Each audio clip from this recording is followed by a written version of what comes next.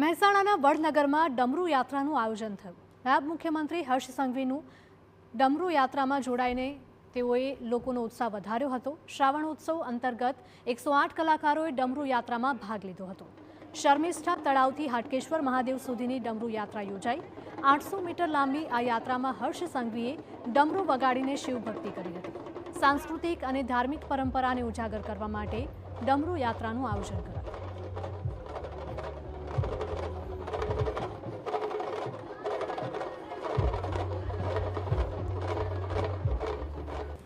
શહેરીજનો સાથે મળીને દરરોજ સવારે પ્રભાત ફેરી મારફતે ભગવાન શિવજીના ચરણોમાં વંદન કરવા આખું શહેર જાણે કે ડમરૂ યાત્રામાં પરિવર્તિત થયું હોય।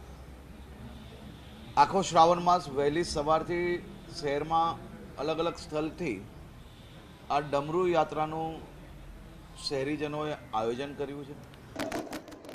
ડમરૂ યાત્રા બાદ હર્ષ સંઘવી હાટકેશ્વર મંદિરમાં પૂજા કરી। શ્રાવણ માસના આરંભે જ તેમણે શિવ મંદિરમાં પૂજન કર્યું હતું અને સાથે જ અહીં નવનિર્મિત રિક્ષામાં તેમણે સવારી કરી હતી।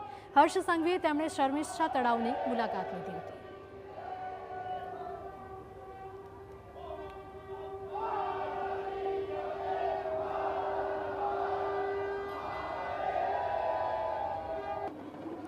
તો વડનગરમાં ડેપ્યુટી સીએમ હર્ષ સંઘવીએ યોજી હતી સમીક્ષા બેઠક। વડનગરના તોરણ હોટલ ખાતે ઉચ્ચ અધિકારીઓ સાથે બેઠક યોજાઈ હતી। વડનગરમાં ચાલી રહેલા વિકાસ કાર્યોની તેમણે સમીક્ષા કરી।